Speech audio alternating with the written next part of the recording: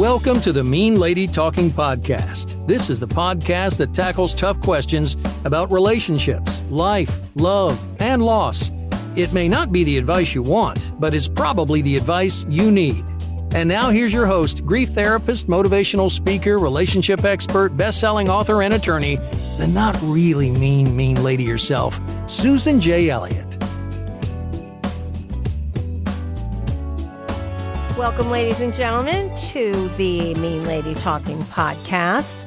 My name is Susan Elliott, and I am the host of the Mean Lady Talking Podcast. Today's episode is episode number 4. And in every even episode, which occurs on a Friday, we do questions from the questions post, which is 1 or 2 general questions. The other one is Mail We Get Mail, which is a longer question that you can ask. You can put in all the details about your situation and then what you want to ask. And today we're going to have a special treat. Every now and again, I used to do a feature on the old blog called Stupid Questions. And I will do a little bit of stupid questions today. Now, if there's anybody you know that asked you stupid questions about life, love, loss, relationships, breaking up, getting back together, send them along. I'm going to try not to do stupid questions that often, but there was some times during the blog where I got a lot of stupid questions. And I prefer to not answer stupid questions, but if they're out there, that's what I have to do. So anyway, I'm going to answer, and this is from, let me see if I can find a date on this printout. I printed out all of the mail that I've ever gotten. And, oh, yes, 2015. Okay, so this is only 3 years old. Some of these are 10, 12 years old. Okay, here's one Mail We Get Mail. My biggest struggle is stopping myself from kidnapping the BH. For those of you who are new to the Mean Lady podcast and new to the terminology used in Getting Past Your Breakup, BH stands for banana head. It's a polite way of saying other things. Kidnapping the BH, tying him up, and refusing to let him go until he explains to me is in all caps, how and why he did what he did. Yes, futile, I know. But even more important, make him admit that what happened between us did have some meaning. That is what is almost intolerable to me. The thought that my giving myself to him, giving my best self physically and emotionally, sharing deeply personal feelings and thoughts had no meaning. Almost like it never happened. I think this is why a lot of people struggle with and why they can't let go until they have some assurance that it meant something. And this is ultimately what is behind breaking NC. NC is no contact. The alternative seems unbearable. Even if the how and the why is never answered, and I know that it won't ever be, I can live with that. But it's the thought of this having no meaning that's searingly painful, as if he's talking to his new girlfriend about me and saying, but honey, she didn't mean a thing to me. How do I find peace with this? Okay, here we go. We're going to go on a closure ride. Everybody strap in. Time for a closure ride. As it says in the book, Getting Past Your Breakup, and I have a video on this on YouTube, and I will put the link on the show notes for anybody who's not familiar with the closure lecture. But here it comes. You cannot find the answers or closure from someone else. You have to find it within yourself. Relying on another person for answers, explanations, and your peace of mind is to give your power to someone else. There's an old saying, don't let people rent space in your head that they don't pay for. And that's exactly what you're doing here. He's someone at this stage of the game, maybe every stage of the game, does not have your best interest in mind. Why would you give him any power? And what difference does it make what he says? Let's go through this. And I go through this on the closure video. Let's think about this for a second. He says to you, of course it had meaning. Do you just go, okay, great, thanks, see ya? No. Your next question will be, well, then why did you leave? That's what your next question is going to be. it had meaning, and then what happened? I don't know. And please check out the video because there's no answer that's going to satisfy you. He could say, well, I thought it had meaning, at which time you're going to go to the film. I call it the film. It's the movie that plays in your head of the relationship.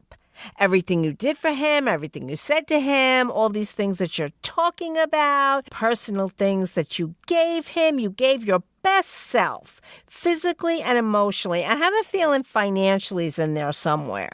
That's just a feeling I'm getting from this. But if he says something like, well, I thought it had meaning, you're going to go roll tape. Roll tape. Let's look at the relationship movie. What about this? What about this? What about this? And he's going to say, I don't know. Where are you going to get satisfaction from that? Where? Are you better off than you were? I don't think so. Okay, so now we go to scenario number 3. You say, did it have meaning? And he said, no, didn't mean a thing. And you go to pieces. You roll tape again. And you show every little thing and say, how could you say that had no meaning? And he's like, I don't know, I just can't. Which one of these things makes you feel better? If you think number 1 is going to make you feel better, yes, it had meaning, you are barking up the wrong tree. His assurance that it meant something isn't going to buy you a damn thing. He could say, yeah, that was great. I appreciate you giving me your best self. Thanks, bye. I mean, he's gone. It could have all the meaning in the world, but he's gone. And how do you know he's going to tell you the truth? He might be thinking, you know what, I can't tell this lady that it meant nothing. She'll freak out. She'll go to the tape. You were together. He knows you. You know him. He knows how you're going to respond if he says it didn't mean anything. So if he says, yes, it had meaning, 1, does that mean anything? Does that make you feel better? I don't think so. Because 2, you're going to be wondering, is he telling me the truth? Is he telling me the truth? You're going to say, I don't know. So if he says, I loved you and you loved me and it was meaningful and he left, what do you do with that? If he says, I know you loved me, I thought I loved you, but I don't know. I'm not sure that it had any meaning. Is that worth a whole lot less than, yeah, I loved you, you loved me, and it meant something? I mean, I don't understand these questions. In the end, it doesn't matter. He left. Why is it didn't have meaning so much worse than it had meaning and you left? And so what if he's saying she didn't mean a thing to a girlfriend? Who cares? I mean, usually she didn't mean a thing is something that a guy says to his wife, when he got drunk and had a one-night stand with somebody. Not somebody who's coming out of a relationship. I mean, think about it. How many times have you asked somebody about their former girlfriend and had them say she didn't mean a thing? I mean, most people have very negative feelings about their ex by the time they get into another relationship. You're not talking about it in terms of meaning. I've never been in the beginning of a relationship and had somebody tell me that their last girlfriend meant something or didn't mean something. I assume they meant something. They were a girlfriend. But so what if he's saying she didn't mean a thing?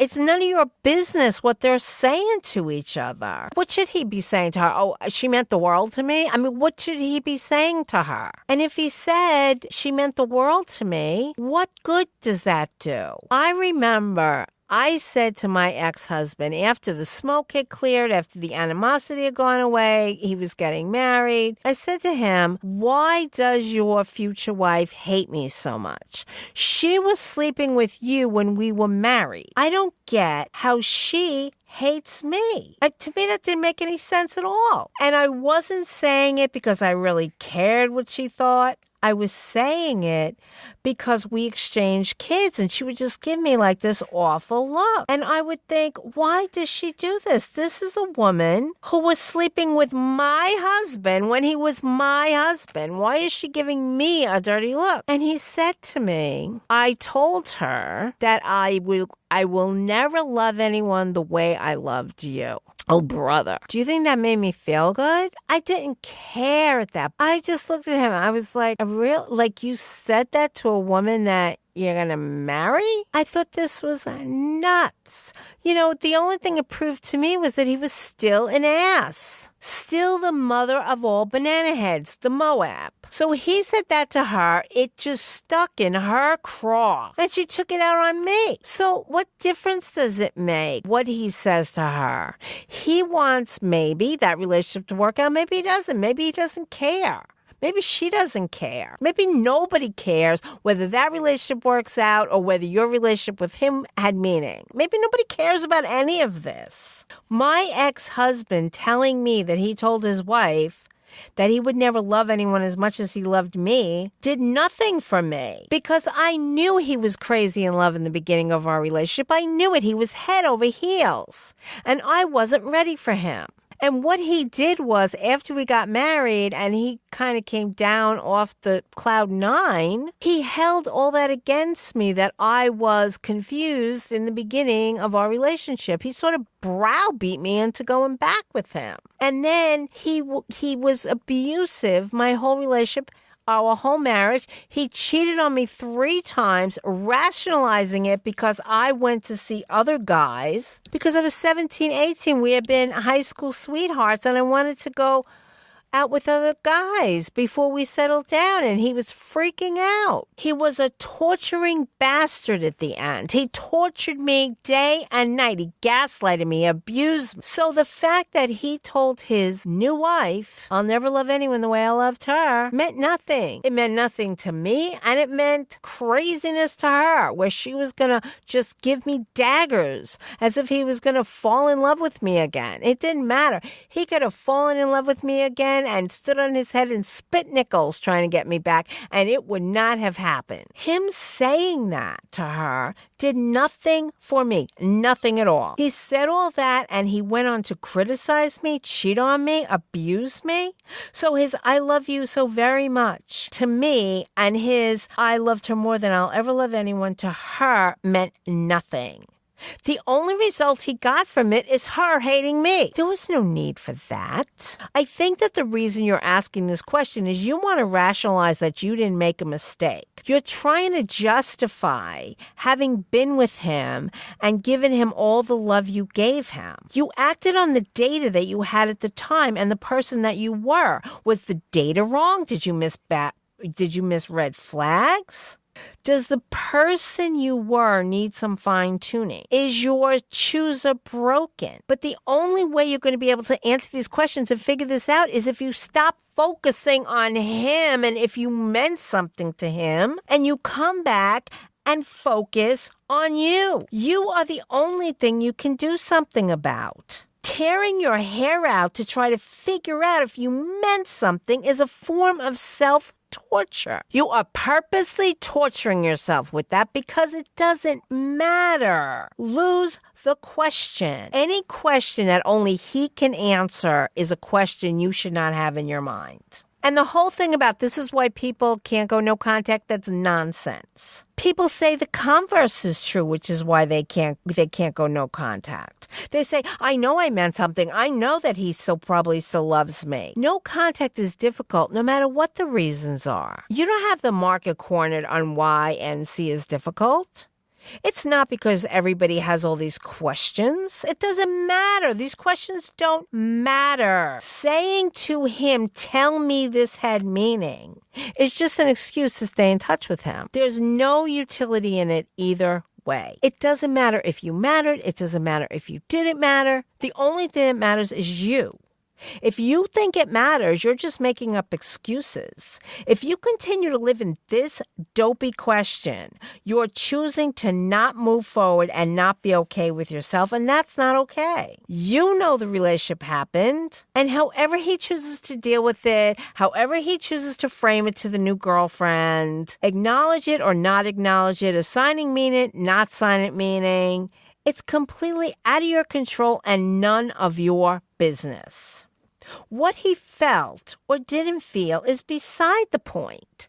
He's gone. It's over. Put a period and move on. What he felt or didn't feel, what it meant or didn't mean is all useless information. Your brain has only so much space to store things, and this is useless information. You don't need it in your brain. Why does it matter? If it meant something to him, fine. If it didn't, he's an asshole. So who cares? Does it feel better that something meant the world to somebody, but they ended it anyway? I mean, what's that going to do for you? You're going to go into another relationship. Somebody's going to say, oh, I really care about you. I really like you.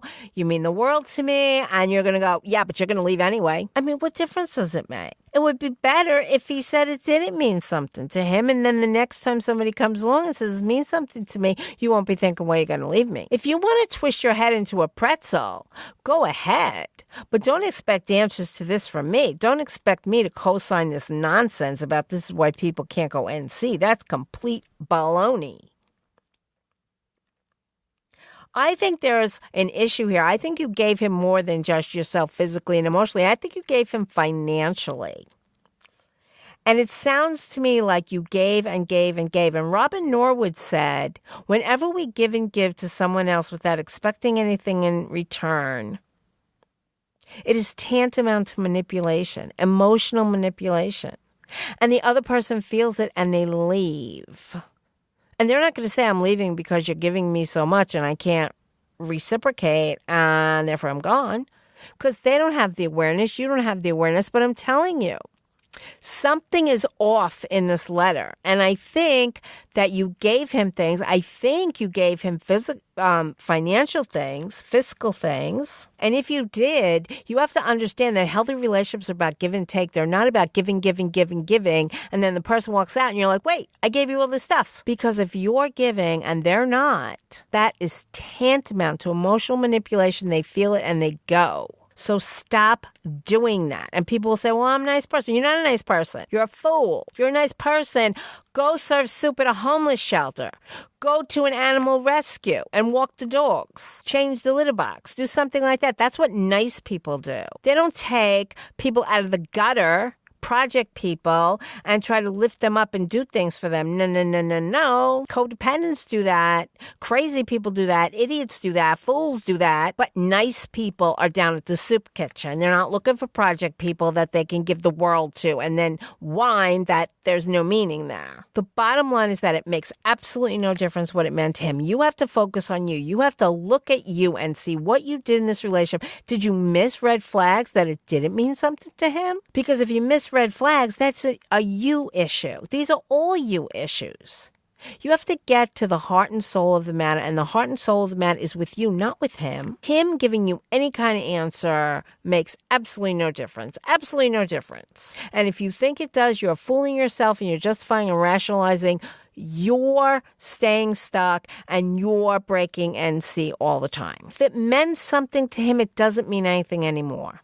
If it didn't mean something to him, then he's a jerk. Accept either way and move on and figure out what you were doing in this relationship. Why were you giving to somebody? I mean, you don't mention what he gave to you. So please take a look at you. This is all about you. It's not about him. Anybody else has an issue, a problem like this? Please send me email. Let me know. Let me know if you have more questions. But anyway, that's my answer to that one. Okay, now we're going to do questions from the questions post. This is a one or two line question. The question is, when will I love again? It sounds like she was looking for a tarot card reading. And no, I'm not to the stupid questions yet. This isn't a serious question. And I will answer it because people always ask this question. It's an important question. And my answer always is when we love ourselves first, when we trust ourselves first, when we believe that no matter what happens, we're going to be okay. Remember, water seeks its own level. If you don't love yourself first, you're going to attract other people who don't love themselves or narcissists who think that they have this overblown sense of self. But what's behind every narcissist is very low self-esteem. And when you have two people with low self-esteem, you both try to get love from the other and you're not able to. the relationship will eventually sink under the weight of two needy people with nothing to give, demanding something from someone who can't give it. You have to do your grief work. Like I said at the beginning of the podcast, Getting Past Your Breakup is the most successful breakup program in the world. There is a program. There is a stop and a start. There is a hear what you do when. There's very specific instructions. The first couple of weeks, and I'll say this real quick, the first couple of weeks you tend to your grief. If you have to take some time off from work, you do that. If you have to stay in bed and cry, that's what you have to do. But the first couple of weeks, you just take care of you. You're in a very fragile emotional place, and you just honor your feelings. The reason that we do grief work after a breakup is because once you come out on the other side of it, you know you can handle loss and will be less afraid in the future. And one of the answers to when will I love again is when will I not be afraid again?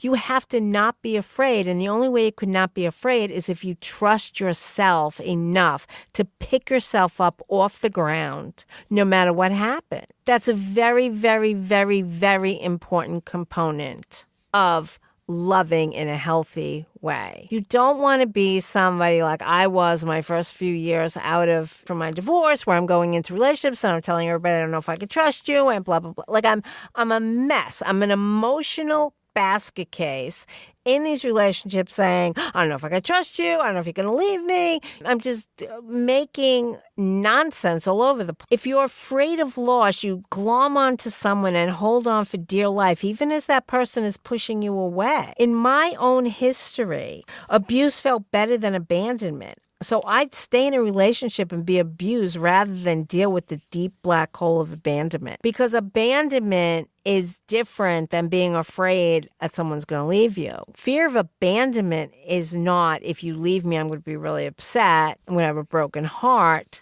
Fear of abandonment is, if you leave me, I will die. That's how serious it feels. That's how severe it feels. So you have to recognize your grief and any fear of abandonment that you have.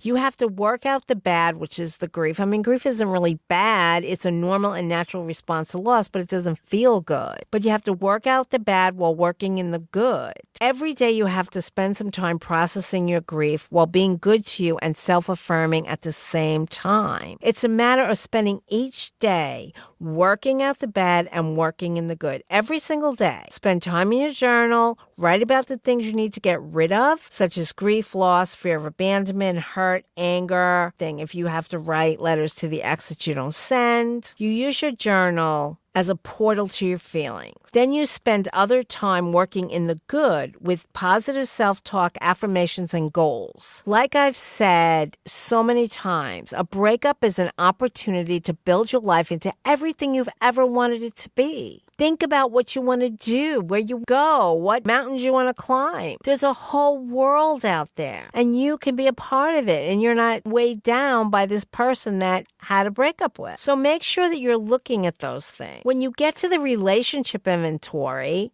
and getting past your breakup, then pull out getting back out there and do the standards and compatibility inventory. You should be working on the relationship inventory, the standards and compatibility inventory at the same time. Read them both and then journal for a few days, see what comes up, and then you're ready to kind of sit down in earnest and do it because you know what you're looking for now that you've read through it and you've spent a couple of days percolating on it. When that's done and you have an idea of your standards and compatibility inventory and your 3 a.m. person. Remember the 3 a.m. person. That's very, very important. So once you've done your relationship inventory, your standards and compatibility inventory, your 3 a.m. person, and your life inventory, your mother inventory, your father inventory, any caregivers that had a substantial impact on your life that has impacted you in the way that you deal in relationships. And that might not be obvious if it's not your mother and father. So you have to really go through some of your early caregiver relationships and see what's there. You have to balance it. You have to work out the bad while working in the good. Remember, to find the right person, you have to be the right person. And to love again, you have to love yourself first. Do the work and trust the process. You can do this. This is absolutely, absolutely, absolutely the way to loving again. You have to be okay with the idea that somebody could leave you. Now, I had fear of abandonment, yet I had my standards was so high. And I had friends who said, your standards are too high. You're never going to find anybody to do all that. But I had done my work, and I had done my standards and compatibility inventory, and I knew exactly what I wanted. And it was like, next, next, next, next, next, next, next. I used to call it a hook. I used to, in vaudeville, they had a hook if you were bad. Sort of like the Gong Show. You could gong, you could hook. But they had this giant hook that would come out and pull you off the stage if you were really bad. So when I was dating, I would just tell people would say, how was the date? And I would go, hook, give me the hook. Terrible. Then halfway through the date, I was calling for the hook. Anyway, I had to be okay with me. I had to be okay with being alone for the rest of my life, no matter what. And I knew that I would be perfectly fine on my own if I was alone the rest of my life. And I had to understand that sometimes people leave and there's no reason for it. And sometimes you could love somebody and care for somebody and be there for somebody, and they leave for whatever reason. And I always use the analogy, the falling anvil from cartoons. Anyone could be hit with a falling anvil at any time. You could have somebody like I did, love you to pieces, adore you, put you on the pedestal, be everything you've ever wanted, and go, I have never been loved like this. I cannot understand where this person's been all my life.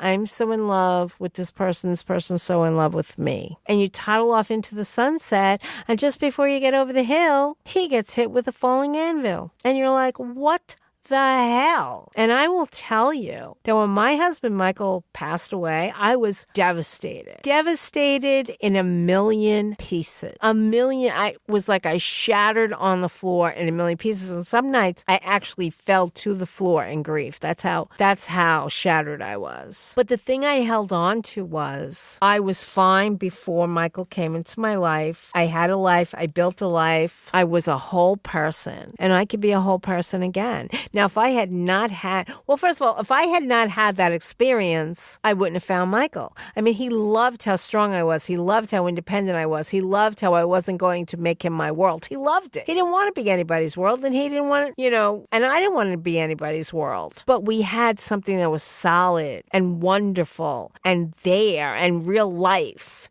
And because it was real life and strong and solid, it was magical. It was absolutely magical. But the only way I could deal with his untimely passing was because I had done this work before, because I knew how to do it. And I held on to that. And then those many, many nights when I thought, I'm not going to make it through this. I'm just not. I cannot handle the pain.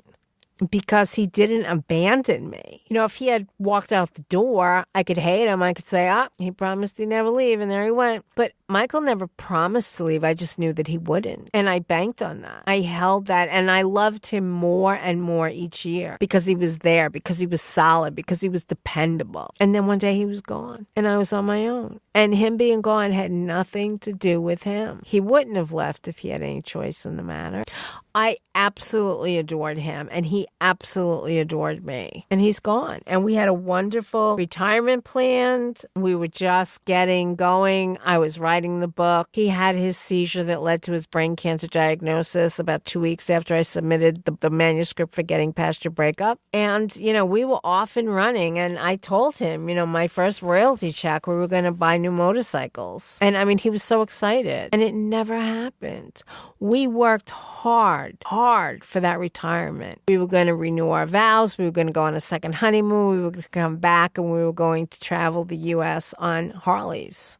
That's what we were going to do. And we used to talk about it. We used to map out different things we wanted to see, and it never happened. And I was left behind with all the grief of that. But when I was in grief, I knew I would be okay. And you have to know that.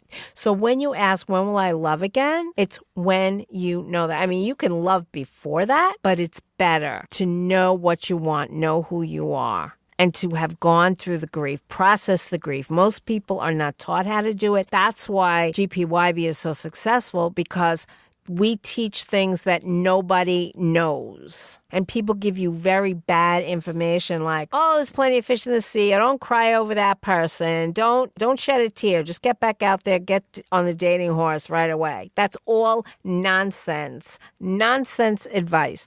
Don't listen to it. You will love again when you love yourself first and trust yourself first that you will be fine no matter what happens. That's when you'll be okay. And you can know you will be fine no matter what happens when you do the work and getting past your breakup. There's a workbook on the site, gettingpastyourbreakup.com.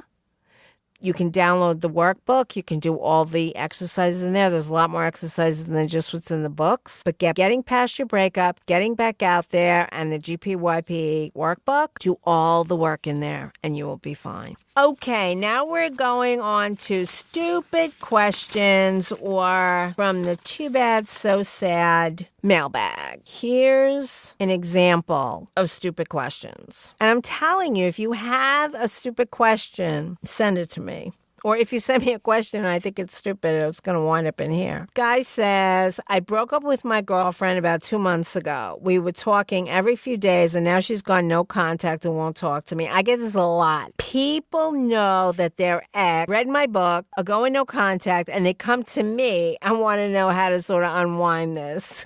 As if like I put no contact in the book as a joke. It's crazy. Says, I want to be her friend and leave the possibility open to getting back together, but that's never going to happen if she cuts me off like this. I'm the one who broke it off. I was not sure that I wanted to be in a committed relationship, and I think it's only fair that she spends some time with me outside of the relationship when we're not boyfriend and girlfriend to help me figure this out. Oh my God. Can you say self-centered to the max? This guy seriously thinks this. Like, seriously thinks that this is perfectly fine. I'm going to break up with you. I'm going to be confused. I'm going to sit on the sideline. I might date other people. And I'd like you to help me decide what I want. I mean, what if you decide you want hookers and poker games? I mean, what is she supposed to do? Anyway, this is my answer. He signed this letter taking it on the chin. Are you kidding me? You broke it off. He says, I want to be her friend. Well, how does it feel to want? Good Lord. Seriously, buddy, you cannot expect her to wait around for possibilities and to be strung along by the likes of you. Figure out what you want and then either let her know or let her go. She might already be gone. If she was coming to me and asking what my advice is, I would be advising her exactly what she's doing. Just because you think that keeping communications open will work for you doesn't mean it's working for her. I absolutely hate it. Absolutely hate it when people that break off a relationship want to torture the other person and be friends and say, well, we were in each other's lives for so long. How could you just not be there? It's like, dude, you're not thinking. You're not thinking here. I hate this. The people that talk like this and think like this have absolutely no clue. You broke it off and now she's controlling the contact. She has that right. She has that choice. It's not about you. It's about her. It's about her taking care of herself. You better let her know if you want in and out or just let her go. You need to decide or you need to move on. But being friends with her and having her help you decide, no. That's not a choice that's on the table. You don't get that choice. So stop being a bonehead and let her go. Let her take care of herself. This is not caring behavior. This is not loving behavior. I'm glad she's NC with you. You sound like an idiot. Anyway. Okay, number 2 from the Too Bad So Sad mailbag. My ex-boyfriend broke up with me when I cheated on him. It was a one-night stand and meant nothing. Oh, see person number 1 in the Mail We Get Mail. It was just trying to see if the spark was there with someone I had a crush on a few years ago. He doesn't get it and won't talk to me. What should I do? What should I do? Oh, gee, I don't know. Oh, dear. Oh, she signs it sorry. Dear sorry, Of course he doesn't get it. Thank goodness he doesn't get it. No one needs to be in a position of getting this ridiculous thing that you're doing. Nobody needs to be in the position of understanding and accepting unacceptable behavior. Infidelity is not okay. If you wanted to be with this other person or were confused about it, you could have broken up your relationship and been with this other person and then said, okay, no sparks, goodbye, and then see if your boyfriend will go back to you. Maybe he would, maybe he wouldn't. I don't know. But you didn't do anything fair in that scenario. Maybe if you had broken up, gone out with this other person, seen that there were no sparks there, maybe the boyfriend would have forgiven you, but maybe he wouldn't. But people are usually more forgiving about a break than cheating. There's different levels of what you did to me, and this is not a good one. You rolled the dice and you lost. Next time, you need to be more careful with someone's heart and spirit. If you're not, bad things happen, like an ex-boyfriend who doesn't want to speak to you anymore. My suggestion to you is get over it, move on, and next time act like a decent person. Cheating is not okay. Not in any relationship, not for any reason, especially some dumb one like I want to see if sparks are still there. You sound like a self-willed run riot. You sound like a little kid.